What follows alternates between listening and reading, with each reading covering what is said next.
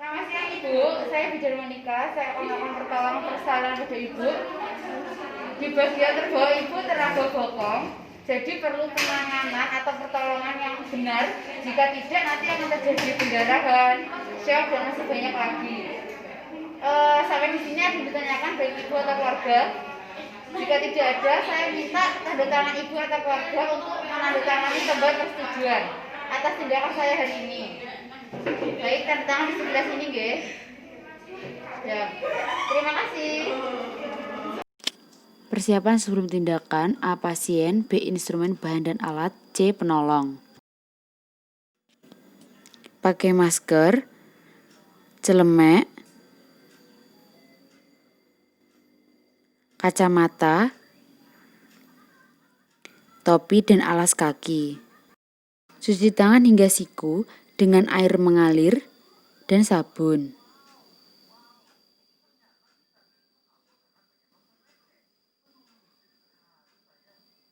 Bilas dengan air mengalir, keringkan dengan tisu atau kain kering yang bersih. Pakai sarung tangan steril atau DTT, sarung tangan panjang sampai siku.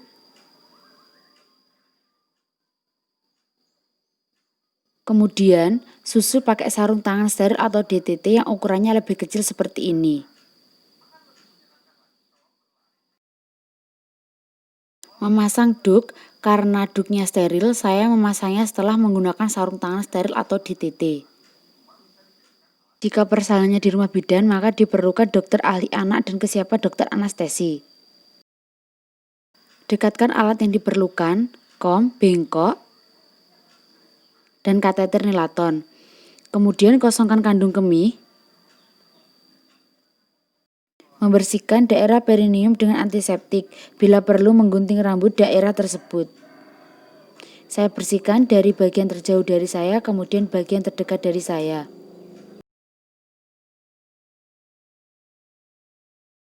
Melakukan pemeriksaan dalam atau VT untuk menilai pembukaan serviks dan turunnya bokong serta adakah hal-hal lainnya. Atur posisi pasien dan penolong.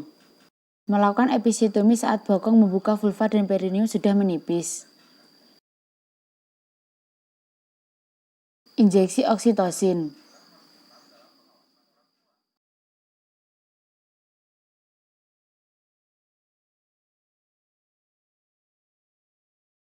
Cara spontan Braj. 1. Segera setelah bokong lahir, bokong dicengkeram secara Braj. 2. Pada setiap bis ibu disuruh mengeran. 3. Lakukan hiperlordosis pada badan janin. 4.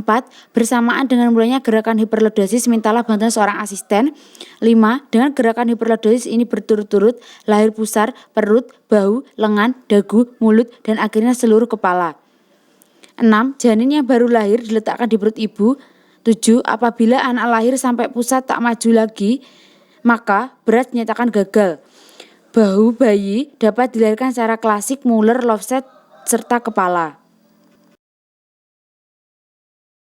Melahirkan bahu depan atau cara Muller, prinsip melahirkan bahu dan lengan depan lebih dahulu dengan ekstruksi, baru kemudian melahirkan bahu dan lengan belakang. 1. Bokong janin dipegang secara femuropelvik. 2. Dengan pegangan ini badan janin ditarik curam ke bawah sejauh mungkin sampai bahu depan tampak di bawah simfisis dan lengan depan dilahirkan dengan menguit lengan bawahnya. Setelah bahu depan lahir dan lengan belakang lahir, maka badan janin yang masih dipegang secara femuropelvik ditarik ke atas sampai bahu belakang lahir. Melahirkan bahu belakang atau dengan cara klasik.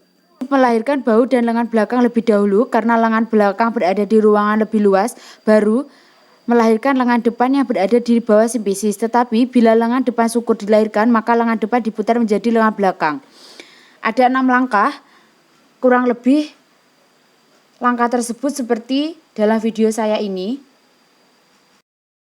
Cara lopset dilakukan bila ada lengan bayi yang terjungkit di belakang kepala. Prinsip persalinan secara lopset adalah memutar badan janin dalam setengah lingkaran bolak-balik sambil dilakukan traksi curam ke bawah sehingga bahu yang sebelumnya berada di belakang akhirnya lahir di bawah simfisis.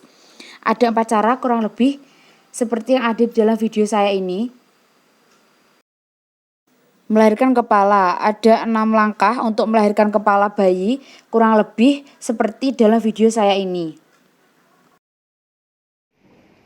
Keringkan bayi menggunakan handuk yang kering dan bersih. Jepit tali pusat. Setelah itu, potong tali pusat. Lahirkan plasenta secara spontan atau manual apabila memang ada indikasi. Jahit luka episiotomi atau robekan perineum. Pemberian obat-obatan sesuai keadaan ibu atau pasien.